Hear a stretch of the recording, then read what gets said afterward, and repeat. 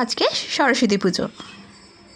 মা এসছে, সকাল থেকেই মা রান্নাঘরটা সামলাচ্ছে। এখন রান্না বসিয়ে দিয়েছে, আর আমি ওদিকে পুজোর দিকটা সামলাবো।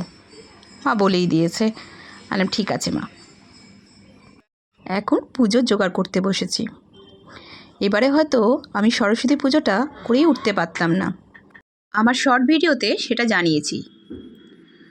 আমার বাবাই সব জোগাড় করে দিয়েছে।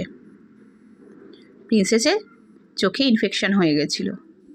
যাই হোক, আপনাদের আশীর্বাদে, ঠাকুরের কৃপায় প্রিন্সেস ভালো হয়ে গেছে। প্রিন্সেসের বাবা যেহেতু বাইরে থাকে, সেই জন্য এখন আমার আরোই অসুবিধা হয়ে গেছে।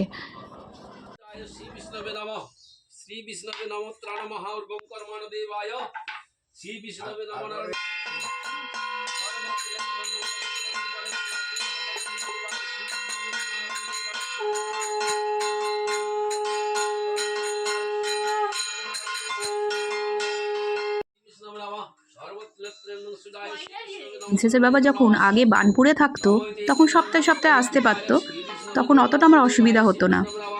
এখন যেহেতু রাজস্থানে আছে, টানা 4 মাস হতে চললো, সেই জন্য খুব সমস্যার মধ্যে আছি। কিন্তু কি করা যাবে, কাজ তো করতেই হবে।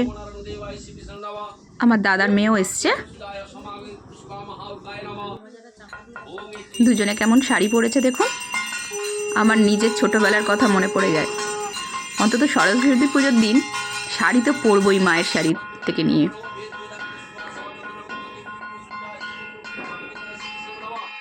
মা রান্না সেরে পুজোতে যোগ দিয়েছে।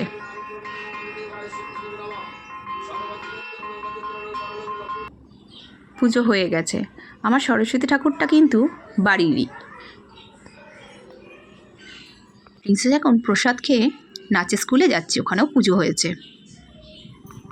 এখন আমরা দুপুরবেলার খাওয়া দাওয়া নিয়ে বসে পড়েছি। মা রান্না করেছে গোবিন্দভোগ চালের খিচুড়ি, বেগুন ভাজা, আলু ভাজা আর ফুলকপির তরকারি। এই যে এখানে রসগোল্লা খেতে বসেছে। প্রিন্সেস আগে খেয়ে উঠে গেছে, ওর ভিডিওটা করা হয়নি।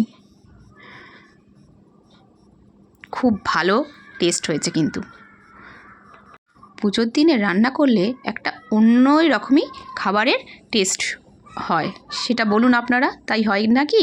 আর এই ঠাকুরটা প্রিন্সেসের আঁকার স্কুলের। আজকে প্রিন্সেসের আঁকার কম্পিটিশান আছে। আমি কম্পিটিশনে পেয়েছি, আমি 6th হয়েছি। এখন সোজা চলে আসছি রবিবারের সকালে। মাঝখানের ভিডিও করা হয়নি, রবিবারের সকালটা থেকে এই ফুল দেখি আজকের দিনটা শুরু করলাম। আজকে একটু চিকেন চাপ আর চিকেন বিরিয়ানি করব। চলুন আপনাদেরও দেখাই। রান্নাঘরে এসে গেছি, রান্না করছি। মনটা একটু খারাপ লাগছে।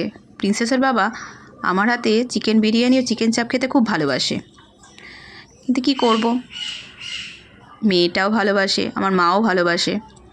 বাবার জন্য আলাদা করতে হবে, কারণ বাবার তো এখন খাওয়া বারণ।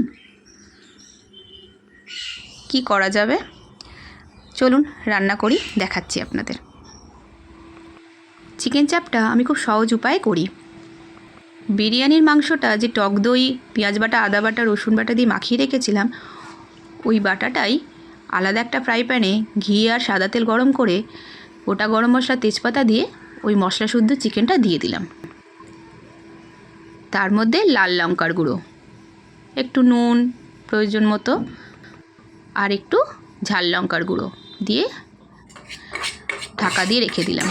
এটা ফুটুক।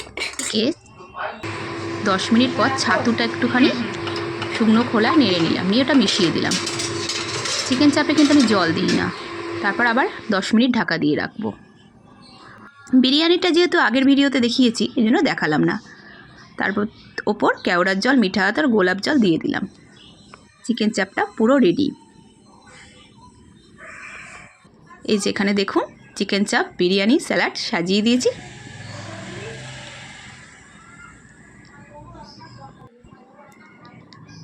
এবার আমরা খেতে বসবো। এটা প্রিন্সেসের।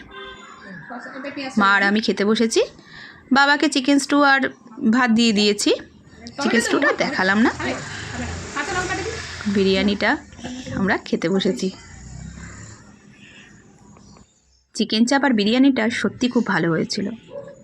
প্রিন্সেসের বাবার সঙ্গে খেলে আরও বেশি ভালো লাগতো।